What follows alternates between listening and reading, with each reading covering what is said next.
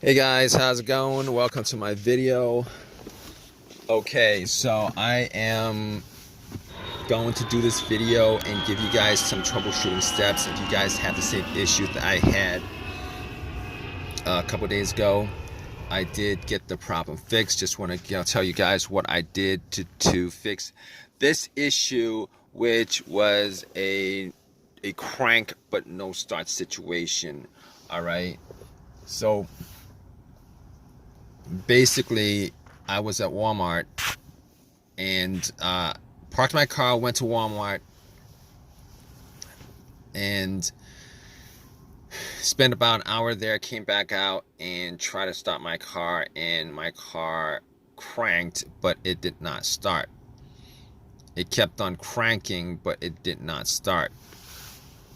So basically, best place to be if I had a situation when I had that situation, considering, if it's something easy to fix, I could probably get a lot of things. But anyway, I cranked it a couple of times. It kept on cranking.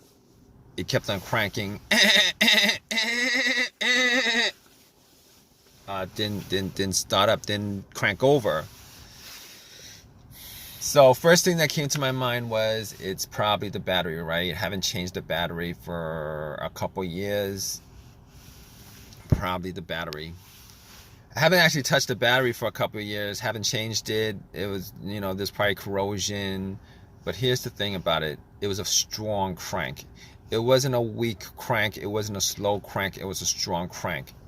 So that actually had me thinking, maybe it's not the battery. So I turned on the headlights, went out and checked the headlights. The headlights were pretty bright. So that actually made more of a case that it's probably not the battery. So I opened up the hood, obviously, checked out the battery. There was some corrosion on there. There was some corrosion on there some corrosion on the battery. So basically what I did was I took some cans of Coke that I bought and put 2 cans and pretty much just, dunked it on the terminals. Pretty much just, poured it on the terminals. It's kind of messy. It's kind of dirty. It's kind of messy. It's kind of dirty. It's going to turn syrupy on you if you guys do that, but it will. Just take some water and rinse it off, guys. That's what I did also. But anyway, it oxidizes, it bubbled up. A lot of the corrosion was taken, came off. And went back to Walmart to get a couple of things. Went back to Walmart to get a wire brush. And pretty much cleaned up the battery terminals. Got a little set of wrenches and. But I probably, probably didn't need to do all that because I actually have a power pack to test that out. I'm thinking about it right now. But anyway, I cleaned it up, try to crank it. It cranked. I mean, the crank might have been a bit stronger, but it cranked. Just didn't turn over. So I was like, all right. I forgot that I had the power pack in the back, but took the power pack out, popped it on, and try to turn it over. It cranked. It did not turn over. So at that point, I was like, okay, probably, I'm like, at that point, I was 100% sure it wasn't the battery, considering the cranks were strong. It kept on cranking pretty strong, and putting the power pack on there, it should have just started up. It did not start up. So at that point, I was like, I can rule out it's not the battery. All right. As far as the wiring on the battery, I could rule out that it wasn't the wiring on the battery either, because I actually did check out the ground wire. The ground wire is a negative cable, guys. For the most part, the ground wire is just connected to the frame of the car. I looked at the ground wire just to see whether there was whether it was loose, rusted, anything like that. It wasn't. It was very tight onto the frame, connected. There was no frayed wiring or anything like that. So I was like, okay. Okay, it's not probably not the wiring, probably not this. Okay, so I'm ruling out things at that point. All right, I'm ruling out the battery, I'm ruling out the wiring, and on top of that, I ruled out the alternator. The alternator wasn't really in you know what I thought it was causing it anyway, considering you know it cranked up pretty strong. And cranking up pretty strong means that the battery was pretty strong. And when I put the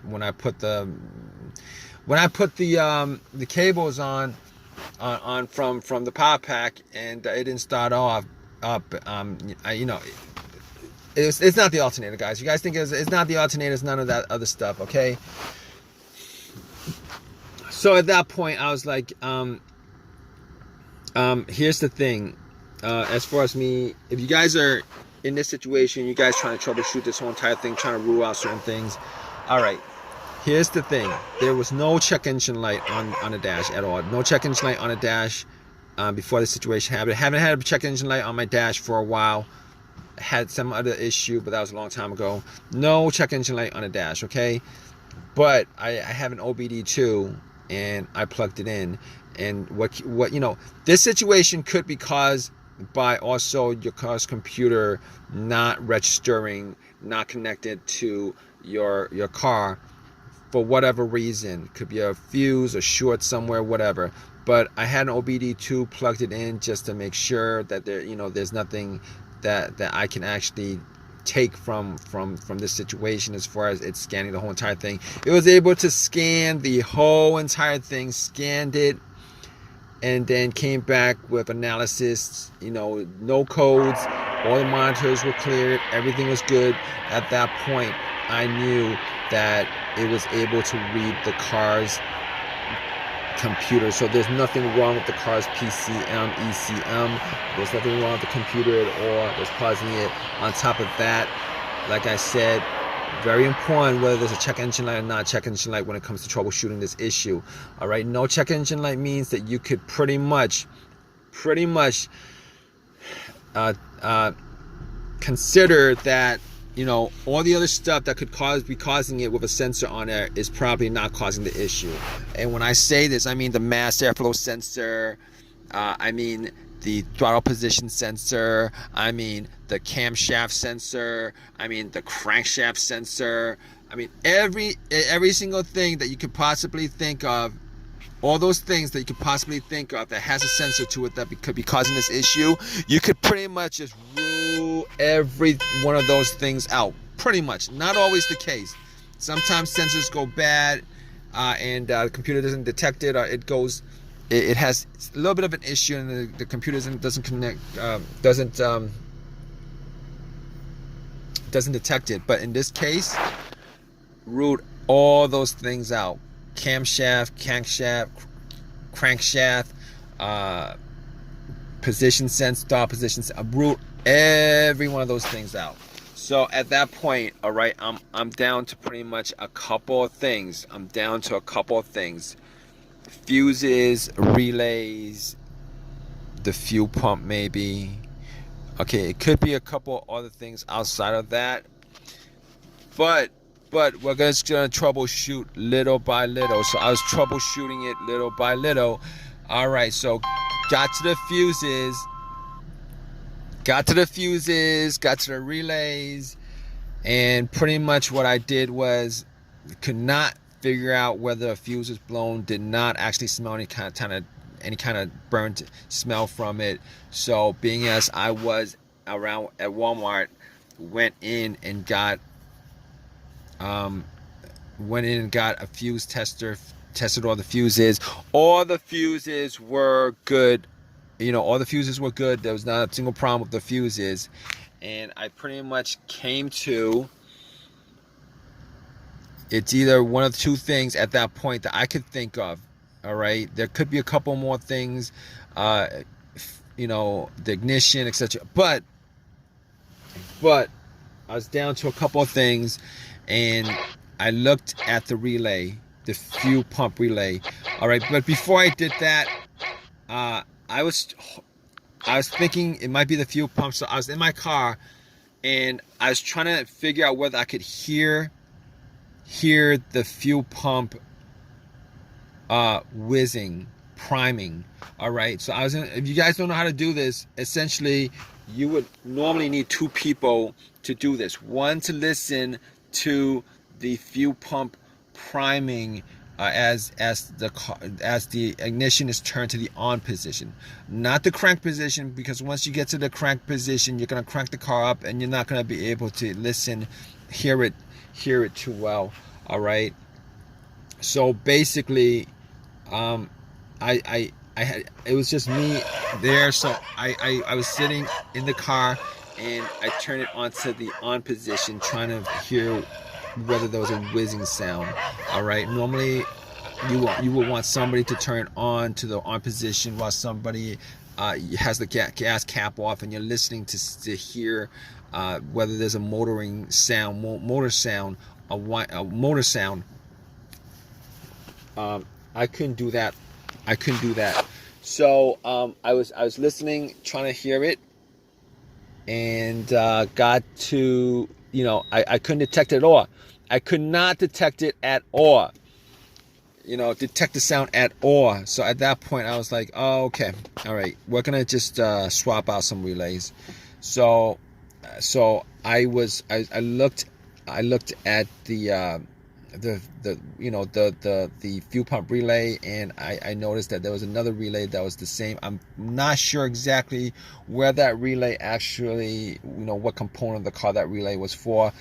Popped that relay out, popped it in, popped the relays out of the fuel pump, popped that relay out, swapped it. Guess what? It cranked over. Easy fix. Because if it didn't crank over, I would have been sure that it was the fuel pump that was the problem, but it cranked over, guys. So pretty much at that point, I knew it was the relay that what needed to be swapped out. Drove it to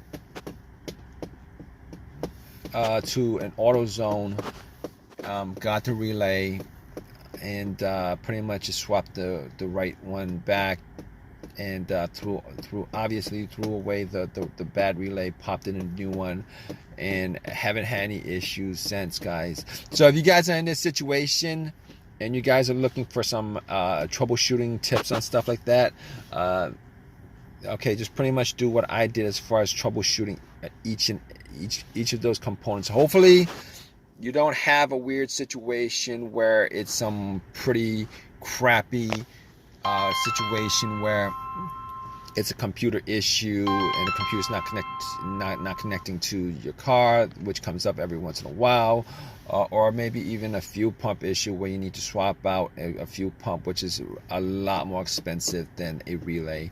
But I hope this has helped you guys out. If you guys like this video, please leave a comment in the comment section. Please subscribe. Please give me a thumbs up. Thanks. All right, guys, take care.